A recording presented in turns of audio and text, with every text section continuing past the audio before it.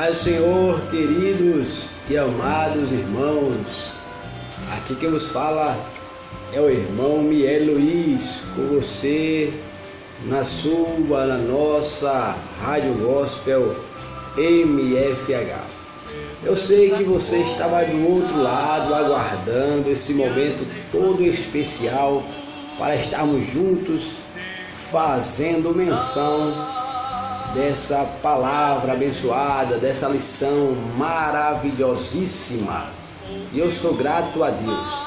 Neste presente momento, eu quero agradecer a Ele, a Jesus Cristo, aquele que deu a vida para me salvar, para redimir dos meus pecados, das minhas transgressões, porque eu estou certo que se não fosse o Senhor, eu não estaria aqui.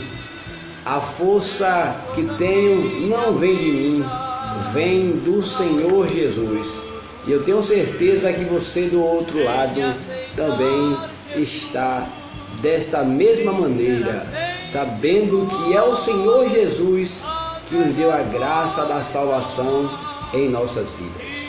Quero agradecer, é claro, ao nosso pastor, presidente Nathaniel Oliveira de Souza, é o pastor presidente da Assembleia de Deus da cidade de Serrinha, e também ao meu pastor congregacional, presbítero Gilberto Oliveira. Rogo, é claro, pela vida do meu pastor Gilberto, que Deus continue abençoando a sua vida, que Deus continue fortalecendo o seu ministério, abençoando a sua família. E eu estou certo que Deus tem contemplado a sua vida, tem contemplado a obra que tem feito no nome do Senhor. Deus abençoe ao nosso pastor Gilberto, a sua família e também a todos os demais irmãos ali da subsede. Agradecer aos diáconos, é claro, nosso querido irmão Antônio Adinei, nosso irmão Cláudio, nosso irmão Marley, nosso irmão Jackson, nosso irmão Edilson, nosso irmão Eduardo e todos os demais irmãos ali da subsede.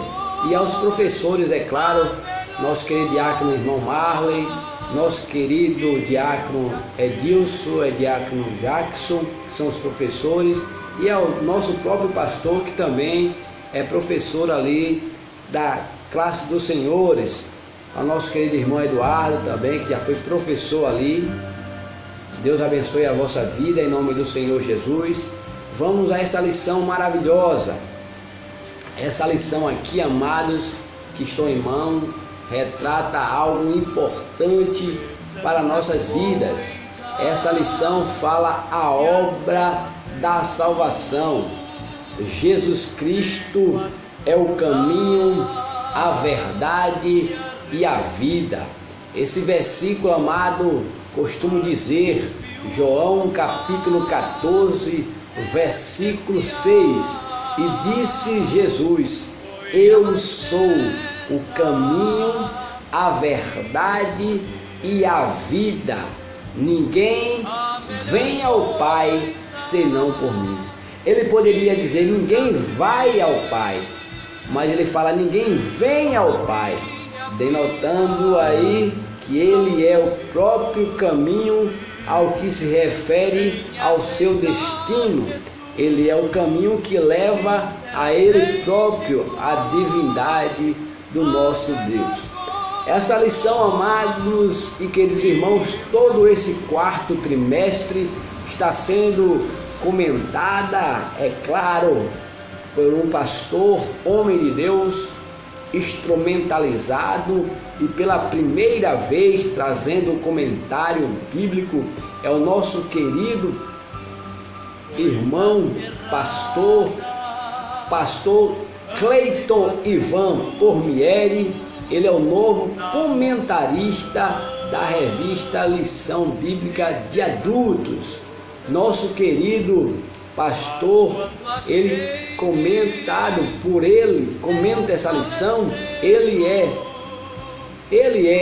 do Ministério Evangélico, congrega na Assembleia de Deus de Joinville, precisamente no estado de Santa Catarina, e é graduado em Ciências Contábeis e na função Universidade Regional de Blumenau e em Teologia pela Faculdade Evangélica de Teologia de Belo Horizonte. Nós agradecemos a Deus. Tem também especialização em Teologia e Bíblia pela Faculdade Luterana Teológica e doutor e mestre pela Faculdade Estadual. Atualmente é o diretor da Faculdade Refidim e do Colégio Evangélico Pastor Manuel G. Miranda e vice-presidente da SEDUC, Associação Centro Evangélico de Educação, Cultura e Assistência Social em Joinville e editor da ASUS, Revista de Estudos Pentecostal e Faculdade de Refidim em Santa Catarina. Pastor Cleiton Ivan Pormieri, recebam meus cumprimentos, a paz do Senhor, que Deus continue te abençoando e os seus comentários nesse trimestre, nesse último trimestre da nossa lição está realmente maravilhoso, que venhamos a aprender e colocar em prática tudo que venhamos receber através da sua pessoa. Deus abençoe, pastor Cleiton. Vamos lá, amados, estamos na terceira lição e antes de começar vou refrescar a minha garganta.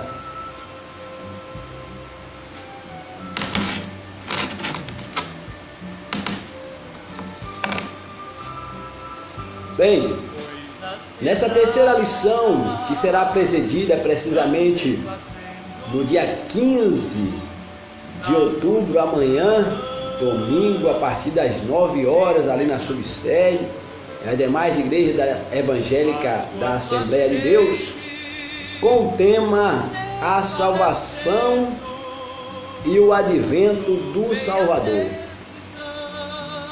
Neste texto áureo, que é o texto ouro, está escrito: e o Verbo se fez carne e habitou entre nós, e vimos a sua glória como a glória do unigênito do Pai, cheio de graça e de verdade. João capítulo 1, versículo 14. Nesse texto ouro, amados, nós vemos que o Verbo se fez carne. Eu entendo que o Verbo, aquilo que a Bíblia toda se refere antes do fato do nascimento de Jesus Cristo, no ápice do nascimento, o Verbo, que era o anúncio, que era a palavra, que era a profecia acerca do nascimento do Messias, se cumpre.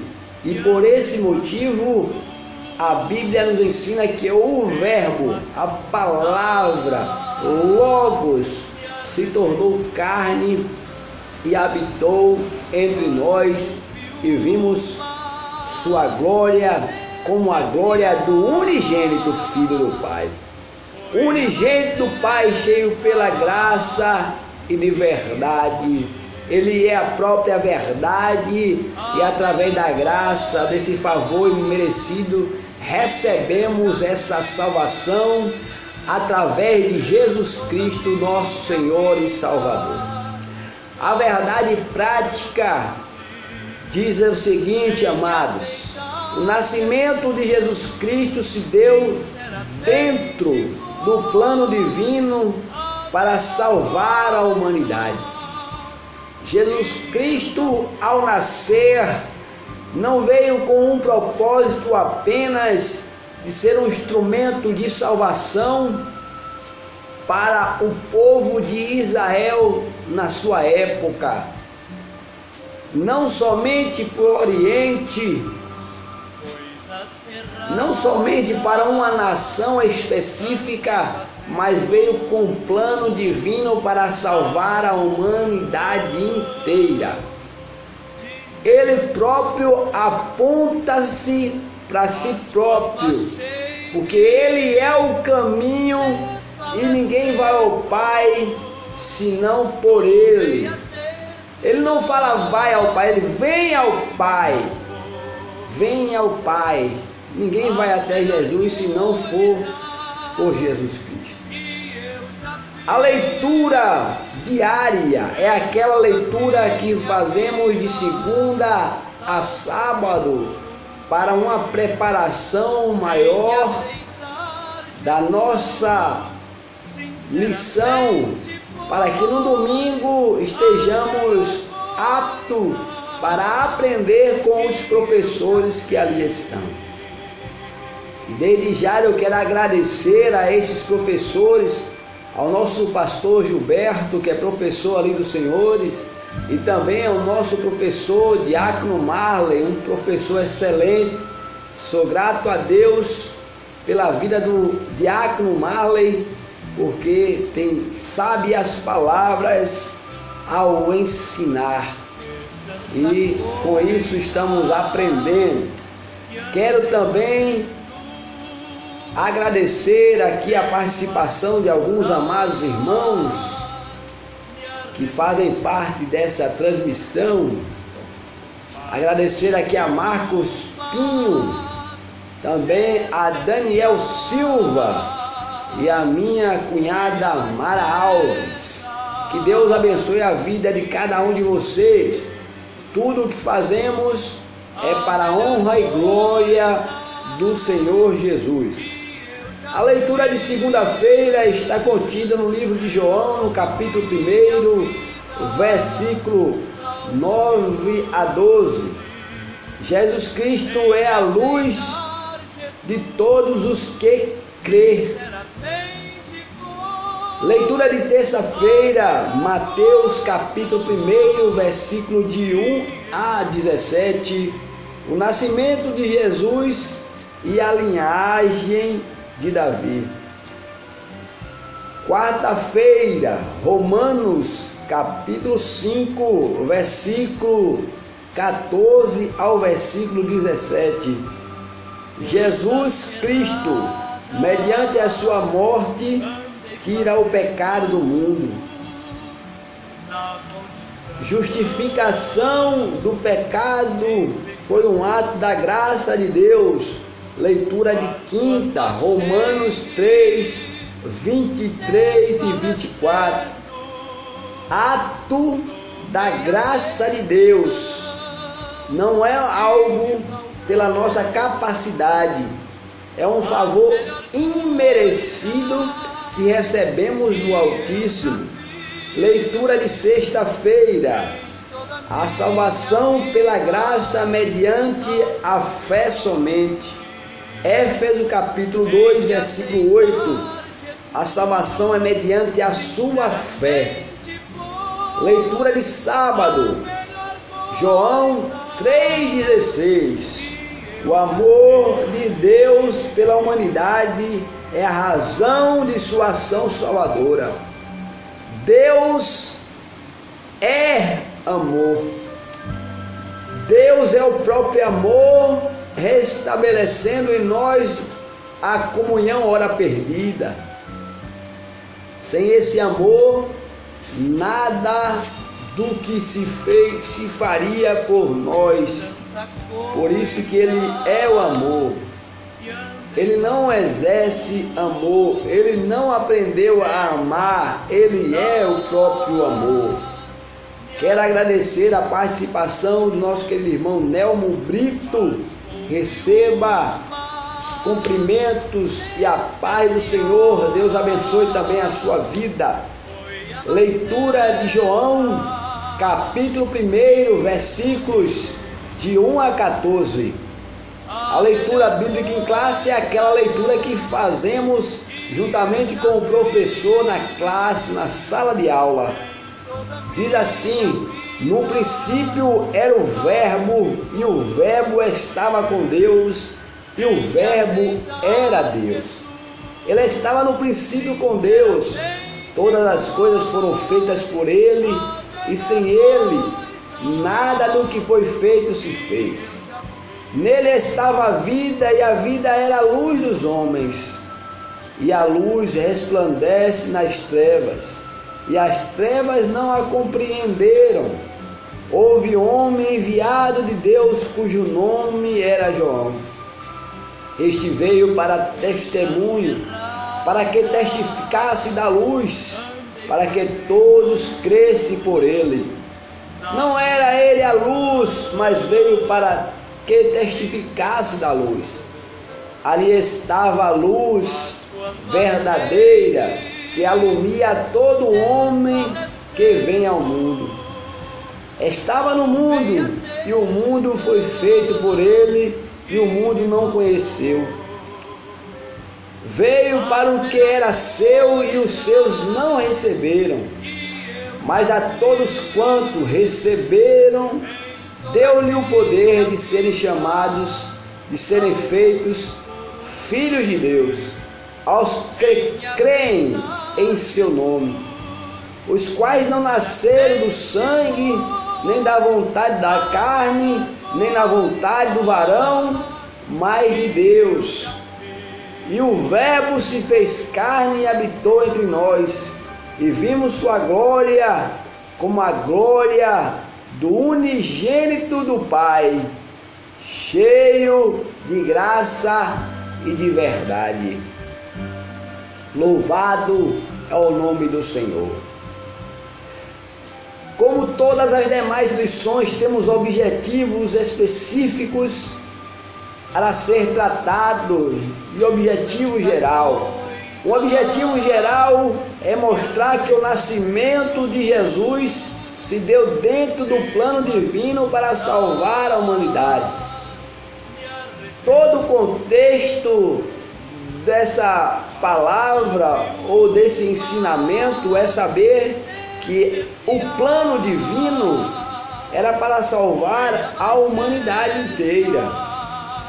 Estava tudo dentro dos planos de Deus. Objetivos específicos: apresentar como se deu o anúncio do nascimento do Salvador, explicar a respeito da concepção do Salvador, mostrar que o Verbo se fez carne e habitou entre nós. Vamos à introdução, amados. A introdução diz: Deus não abandonou o ser humano no pecado.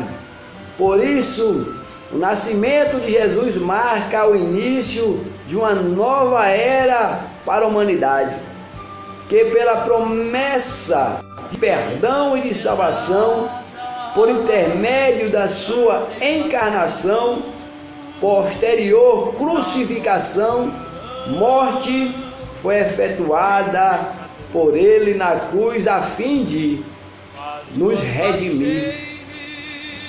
Amados, quando o homem Adão peca e a mulher Eva peca, representando aí a humanidade, transgredindo a vontade de Deus, perde-se aquilo que era de mais importante para eles, que era a comunhão com o Pai.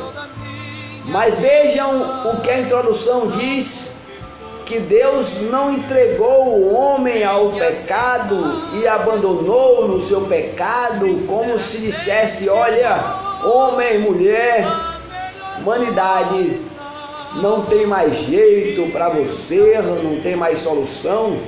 Mas muito pelo contrário, o Senhor nos mostra que Ele criou a situação necessária para que o nome do Senhor fosse glorificado, o nome do Senhor fosse exaltado.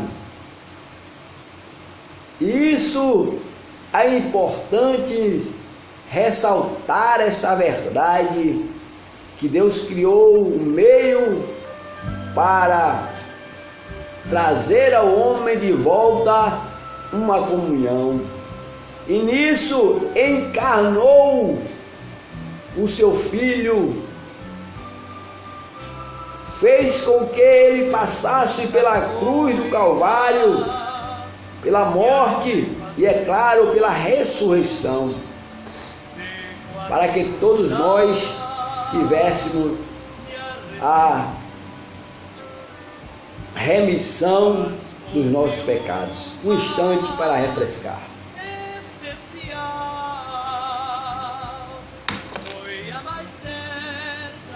Bem, o primeiro tópico é o anúncio do nascimento do Salvador.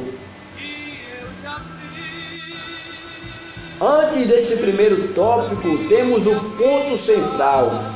Jesus Cristo veio ao mundo na plenitude dos tempos para salvar a humanidade. A Bíblia diz que o Cordeiro já tinha sido morto bem lá atrás, antes de tudo ser criado, porque a presciência de Deus é muito grande. Momento, amado. Coisas erradas andei fazendo na condição. E ele já sabia que o homem precisaria desse Redentor, porque possivelmente falharia, distanciaria do propósito de Deus. Assim é o homem e a mulher que por qualquer motivo, por algum motivo, se afasta de Deus. Deus vai criar situações para que você se volte a Ele, porque Ele já providenciou o Redentor, já providenciou Jesus. Vamos ao primeiro tópico, o anúncio do nascimento do Salvador. Primeiro parágrafo.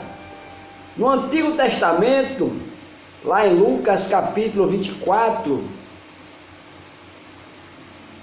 Lucas 24, 27, do Novo Testamento, e o Antigo Testamento dá abundantes predições sobre a vinda de Jesus e do Messias. Nós vemos ali a referência de Mateus, mas aponta lá o Antigo Testamento, quando já falava da vinda do Messias. Os primeiros pais, a vinda do Salvador foi apontada. Aí você volta lá em Gênesis, no sangue mais de um umbral das portas na noite da Páscoa. Isso em Êxodo.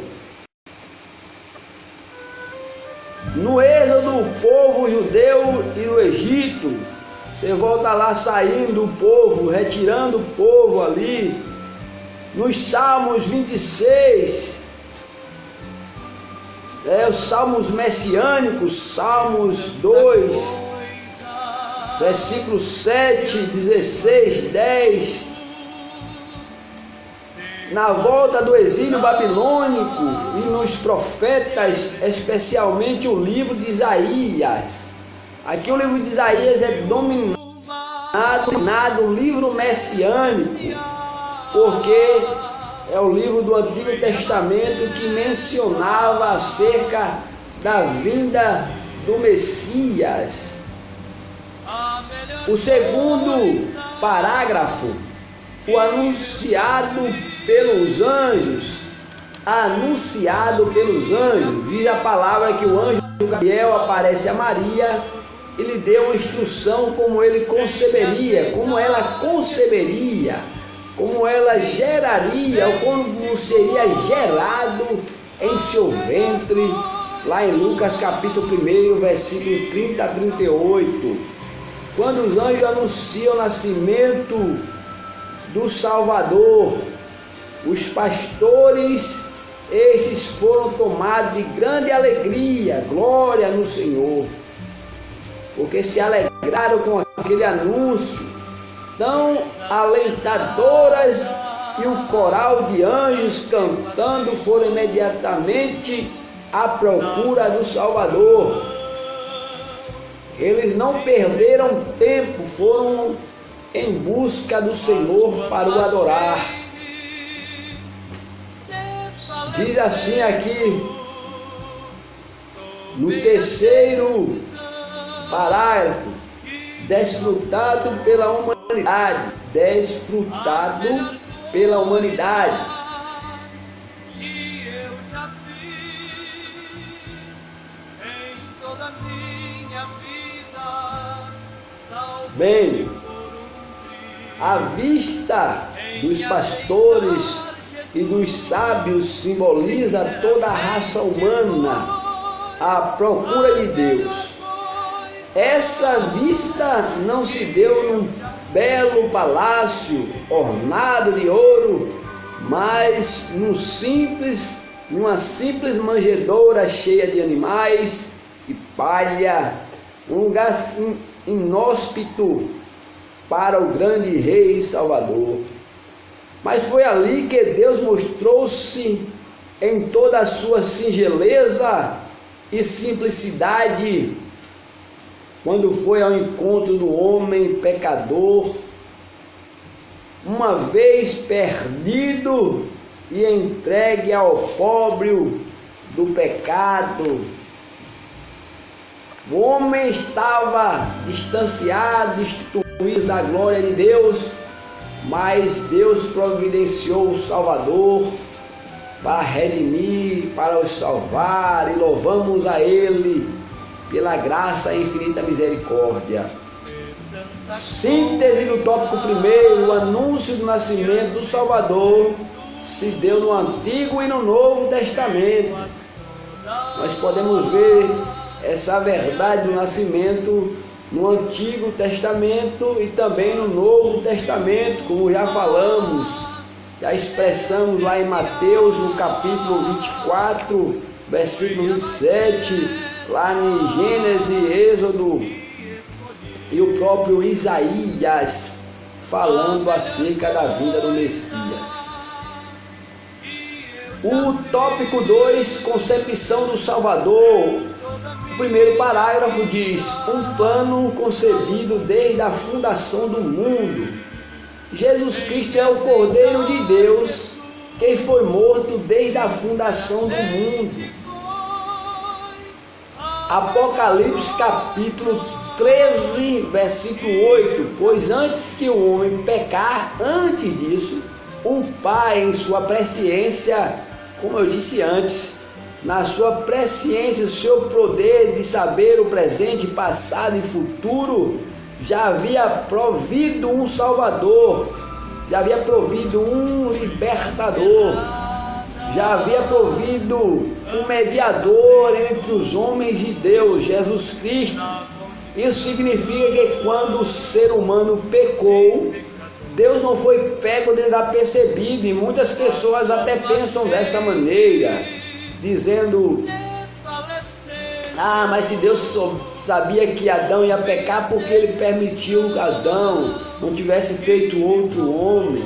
Na verdade, amados, a escolha de obedecer a Deus é nossa, e Deus quer que venhamos a obedecer pela nossa própria vontade, mas Ele conhece a nossa estrutura, a nossa fragilidade, a nossa fraqueza. É fácil para a gente dizer acerca de Adão, não é verdade? Mas não sabemos como seria se eu e você estivéssemos no lugar de Adão. Talvez teríamos passado por situações até piores que Adão, teríamos negado muito mais rápido que Adão. Mas aqui é um ensinamento que Deus já sabia, e ninguém pode pegar Deus de surpresa. Entretanto, em seu eterno amor pela humanidade, o Altíssimo havia planejado o resgate dos pecadores mediante o advento da pessoa do seu Filho Jesus Cristo. Ele já sabia e providenciou o meio. Louvado seja o nome do Senhor. O segundo parágrafo, o nascimento do Salvador. O nascimento do Salvador é um evento emblemático, simbólico acerca do propósito que ele foi realizar, salvar o mundo. João 3,16, como diz que Deus amou o mundo de tal maneira que deu o seu Filho unigênito para todo aquele que nele crê, não pereça, mas tenha a vida eterna. Para isso o Filho nasceu longe de casa, peregrino para um ambiente inóspito, peregrino para Belém sem acomodações adequadas, vivia num ambiente inóspito, extremamente humilde. Lucas capítulo 2, versículo de 1 a 7. Isso foi a demonstração da humanidade divina, pois o Senhor se esvaziou da sua glória para habitar de maneira humilde entre os homens. Aí é o que está escrito lá em Filipenses capítulo 2, versículo 7. Você pega ali do 4 e vai até o 7, você vai entender que pelo belo gesto de doação de si mesmo, ele que se doou, pois não poderia haver maior entrega para mostrar essa verdade. Deus é amor, né? 1 João capítulo 4, versículo 8, primeira epístola de João, capítulo 4, versículo 8.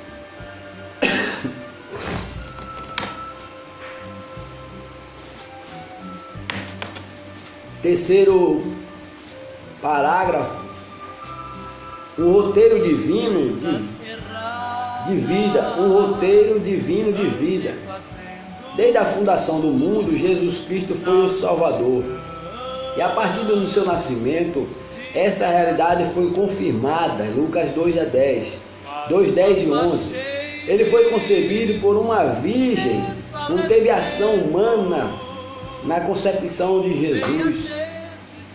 Filho de Deus, incriado e gênero como homem pelo Espírito Santo.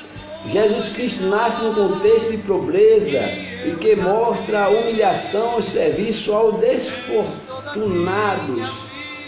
O filho de Maria cresceu numa família, o que mostra a importância que Deus dá à célula máter da sociedade. E aqui eu abro um parênteses para falar sobre a célula máter da sociedade. Deus dá tanto significado, tanta importância à família que hoje está sendo bombardeada. A família é constituída de pai, mãe e os filhos. Essa é a célula máter. Por que a célula máter? É necessário que duas pessoas se unam, né, de sexo oposto, para que deles gerem filhos. Essa é a verdadeira família constituída por Deus. Nós não podemos ser ignorantes acerca dessa verdade. É impossível gerar vida de outra forma em termos de ações naturais. A ação natural da humanidade é macho e fêmea gerar sua prole, gerar seus filhos. Amém? Assim, o mistério terreno de Jesus seria abrangente, mostrando que o reino de Deus já havia chegado à terra, mostrando que aquilo que foi acontecido com Jesus, com o nascimento de Jesus, foi um total poder de Deus. Vamos lá, o síntese do tópico 2. A concepção do Salvador foi um plano concebido desde a fundação do mundo. Acabamos de ver isso, e desde a fundação do mundo já foi instituído por Deus. Terceiro e último tópico, o Verbo se fez carne e habitou entre nós. A encarnação do Verbo, a Bíblia afirma reiteradas vezes que o Filho de Deus tornou-se carne. Ou seja, uma pessoa inteira, de carne e osso, pleno uso de suas funções psíquicas. Sobre isso, o apóstolo Paulo escreve que Jesus realizou a reconciliação no corpo da sua carne. Isto é, quando se fez carne e habitou entre os homens, assumiu a humanidade juntamente com as fragilidades próprias dela. A nossa fragilidade, sede, fome. E nós vamos entender no decorrer dessa lição. Por esse motivo, as Escrituras revelam que o nosso Senhor chorou em público, admitiu perdas, sentiu saudade, experimentou dor, sentiu tristeza de morte, sentiu-se cansado, teve sede, teve dificuldades familiares, foi tido como louco, mostrou que a privacidade e a oração são períodos essenciais para a sobrevivência espiritual. E aqui uma revelação a qual eu creio que todos os amados irmãos saibam.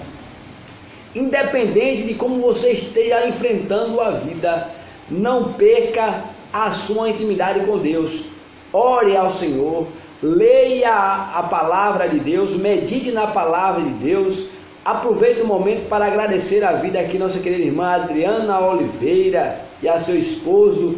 Deus abençoe a sua vida. A nosso querido irmão Antônio José do Nascimento Filho, Deus abençoe a sua vida também, em nome de Jesus. Vamos continuar aqui. Segundo parágrafo, a humanidade do servo. A humanidade de Jesus teve início com o enfaseamento da sua glória. O Deus Todo-Poderoso esvazia de si mesmo, tomando em forma de servo. Filipenses capítulo 2, 7 e 8. Sua humilhação está relacionada ao seu sofrimento, com o seu perseguido, como ser perseguido, como ser desprezado pelas autoridades, discriminado, silenciado diante dos seus acusadores, açoitado impiedosamente, injustamente, julgado diante de Pilatos que faz, e finalmente morto. Assim se cumpre cada detalhe da profecia a respeito do servo sofredor, de Isaías 53, que levou sobre si as nossas enfermidades, o castigo que nos traz a paz estava sobre Jesus. O terceiro e último parágrafo para concluirmos diz o exemplo de a ser seguido. Então nosso maior exemplo, amado, é Jesus Cristo. Se eu não racionalizo, ou melhor, se eu não penso, se eu não ajo como Jesus andou, eu não posso ser dito como cristão, posso? Não posso. Então, para que eu tenha o exemplo de Cristo em minha vida, eu preciso agora passar a vivenciar esse exemplo, porque sabemos que Ele é o verdadeiro Deus. Vamos lá. O exemplo a ser seguido, para mim e para você, hein? Não estou fora dessa necessidade de andar como Jesus. A gente sofre muitas vezes e queremos agir com a nossa própria vontade. Não devemos agir com a nossa vontade, mas agir como Cristo faria. A Bíblia diz que Cristo, sendo ali acusado, injuriado e ainda preso ali na cruz, crucificado, ele ainda disse: Pai, perdoa-os, porque eles não sabem o que fazem. Lembro aqui também o Estevão, nosso diácono, cheio do Espírito Santo, que sendo ali tirado para fora da cidade, foi apedrejado, mas pediu misericórdia a Deus para aqueles que o apedrejavam. Isso denota quem é cristão de verdade, viu? Fica aí o exemplo, fica a dica para você. Vamos lá, o exemplo a ser seguido. Quando andou na terra, Jesus nos ofereceu o melhor exemplo, fazendo a vontade do Pai e amando o próximo com um amor sem igual. Logo, a partir da vida do Salvador, somos estimulados a priorizar o reino de Deus, a pessoa do Altíssimo, em todas as áreas de nossa vida, não permitindo que nada tome o seu lugar em nosso coração. Assim somos incitados a amar o próximo na forma do mesmo amor que o Pai nos tem por nós. E aqui, amar o próximo significa não fazer acepção de pessoas, significa você não escolher a quem deve amar, a quem você deve expressar misericórdia. O que significa misericórdia? Realmente o culpado é culpado, mas devemos exercer misericórdia. Assim diz o tópico 3, diz: Jesus é o Verbo de Deus. Para a nossa conclusão, as boas novas do Evangelho se materializaram em Jesus, quando de seu nascimento em Belém, sua obra salvadora foi profetizada ao longo de todo o Antigo Testamento, anunciada pelos anjos aos pastores e ecoada de forma abrangente por todo o universo. Ele se encarnou, se humilhou e finalmente triunfou gloriosamente mediante a sua ressurreição, para assim nos garantir a salvação. Amados, que Deus abençoe a vossa vida e que a obra da salvação esteja verdadeiramente em nossa vida. Obra de salvação é você viver como Cristo viveu, que aniquilou-se a si mesmo para salvar vidas, para levantar vidas. Fica a pergunta para você: se você não tem ajudado o seu irmão a continuar a caminhada no Evangelho, se você tem feito acepções de pessoas, se você tem dificultado a caminhada de pessoas, eu te pergunto, irmão Miele Luiz, te pergunto agora: você está fazendo a obra de salvação? Você está fazendo a obra da salvação? Você está fazendo o que Cristo fez? Fica a pergunta. Deus abençoe os amados irmãos. Fique com Deus, em nome de Jesus. Amém.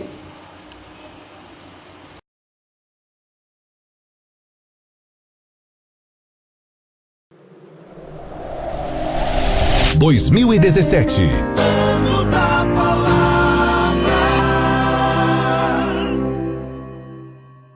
Se você tem perguntas sobre a fé, sobre a vida, sobre Deus, conheça a Bíblia The Way, O Caminho. Uma Bíblia em linguagem atual que veio para dizer que não tem nada de errado em fazer perguntas, ter dúvidas e em debater. Mas a The Way é mais que uma Bíblia de papel. Ela está presente no cyberespaço. Por toda a Bíblia há links e QR Codes de vídeos e estudos extras para você continuar no caminho, tanto no mundo real quanto no virtual. Venha para o caminho, conecte-se a The Way, uma obra com a qualidade CPAD.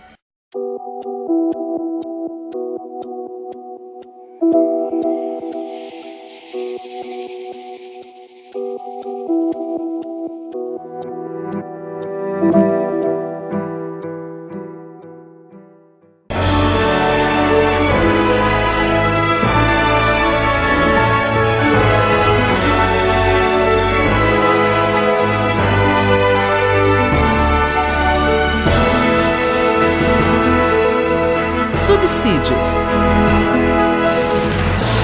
Lições Bíblicas Adultos. Lição 3. A salvação e o advento do Salvador.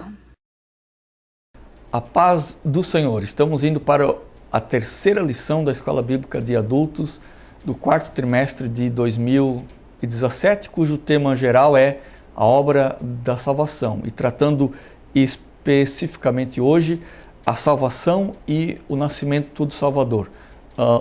Nesta lição nós veremos tudo que está relacionado, como o próprio título já diz, aquilo que está relacionado ao nascimento de Cristo.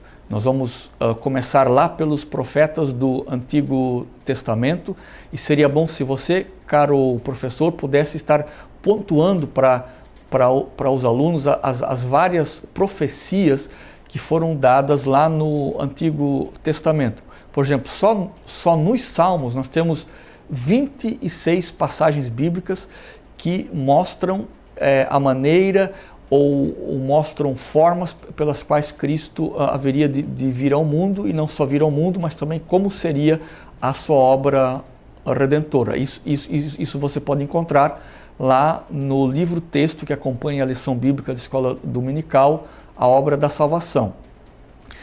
E você pode também mostrar para os alunos os vários personagens bíblicos que são um antitipo de Cristo, que também tem a ver com o anúncio do nascimento do Salvador. Por exemplo, José do Egito, a vida de Moisés, a vida de Davi, a vida de alguns dos profetas que também serviram como tipos da pessoa de Cristo. Além dos próprios textos em si, né, que os profetas anunciaram a vinda de Jesus, o seu nascimento e a sua morte. Mas especialmente um profeta em especial você pode abordar com seus alunos, que é o profeta Isaías. Procure ler alguns versículos e explicá-los aos seus alunos de Isaías no capítulo 53, onde ele traça várias questões relacionadas à morte de Jesus e às consequências positivas que a morte de Jesus traria. Então, o Antigo Testamento está repleto de passagens bíblicas que podem ser utilizadas e que apontam para o nascimento do Salvador Jesus Cristo. Além disso, o nascimento do Salvador ele foi também dito pelos anjos. Quando os anjos visitaram os pastores, eles também anunciaram a vinda do Salvador. E, além disso, os tempos históricos também foram um anúncio do nascimento do Salvador, porque estabeleceu-se na época do nascimento de Cristo o que se chama de Pax Romana. Nunca até então o mundo havia sido tão pacificado como na época de Jesus. Os meios de transporte da época do nascimento de Jesus, com muitas ruas pavimentadas e ruas e estradas que ligavam várias partes do mundo, tudo isso veio a facilitar a vinda de Cristo e a rápida propagação do Evangelho, que veio logo após o nascimento do nosso Salvador Jesus Cristo. Além disso, o nascimento de Jesus foi cercado de um simbolismo muito interessante, e você também pode enfatizar isso de maneira bastante clara para os seus alunos, especialmente porque Jesus nasceu numa condição extremamente pobre, e aqui está o contraste da glória e da riqueza de Deus, que se esvazia de si mesmo e toma a forma humana, e não toma a forma humana nascendo em um palácio bastante rico ou no meio de poderosos e no meio de reis. Não, a realidade na qual Jesus nasce é uma realidade de extrema pobreza. Se Jesus tivesse nascido nos dias de hoje, provavelmente ele nasceria embaixo de um viaduto, né, que é uma realidade de pessoas extremamente pobres. E quando Jesus nasce no meio dos pobres, Deus está querendo dizer que Jesus veio exatamente para aquelas pessoas abandonadas, rejeitadas, desqualificadas, para as pessoas pobres, para as pessoas marginalizadas, para aquelas pessoas que de outra maneira não teriam acesso a meios e condições mínimas de salvação ou de provimento de alguma coisa boa. Por isso, Jesus nasce em condições extremamente precárias para que assim Deus estivesse dando uma grande mensagem para toda a raça humana. Não interessa a condição precária que alguém vive, não interessa a forma como alguém vive, por mais desqualificado, desvalido, marginalizado, empobrecido, desprezado que essa pessoa seja, Jesus veio para contemplar toda a raça humana, desde a pessoa mais rica, especialmente a pessoa mais pobre, como aponta para o simbolismo da sua morte.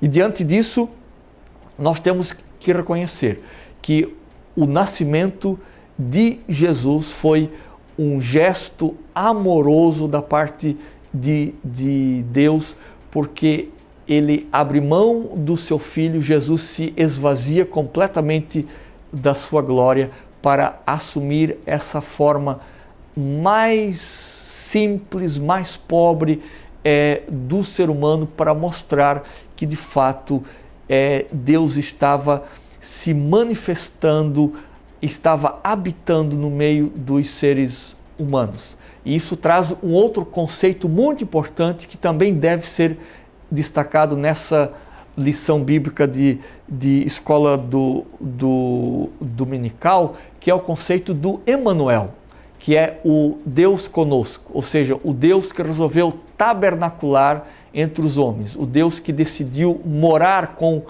os homens, porque somente Deus morando em Cristo com os homens é que isso poderia de fato trazer solução definitiva para o estado de pecado do homem, porque isso nos remete para uma outra situação que também precisa ser abordada nessa lição, que é a condição que Jesus assume 100% a natureza humana, sem contudo deixar de possuir também a sua natureza divina, ou seja, a encarnação do Verbo divino como ser humano não significa que ele abdicou da sua condição divina. Ele continua sendo 100% Deus e continua sendo 100% homem ao ele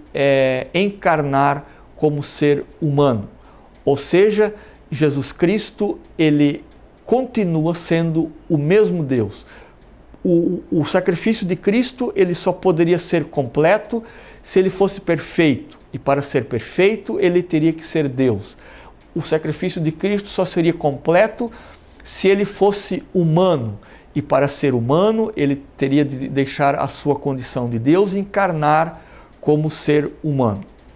Por isso, então, a obra de Cristo assume essas proporções gigantescas que afetam o cosmos todo. Assim como o pecado afetou toda a humanidade e toda a terra, a morte de Cristo, ela também afeta positivamente agora toda a natureza e todo o cosmos, especialmente a humanidade, permitindo com que agora toda a humanidade seja resgatada, seja restituída à sua condição primordial, que é estabelecer de novo a comunhão com aquilo que havia sido quebrado, que era com Deus. Estabelecer de novo a proximidade e a dependência de Deus que somente a obra de Cristo poderia proporcionar na cruz do Calvário, e para que ele pudesse morrer, ele teria que encarnar e vir a se tornar humano, como nós tratamos nessa lição de hoje. Que Deus lhe abençoe. Muito obrigado.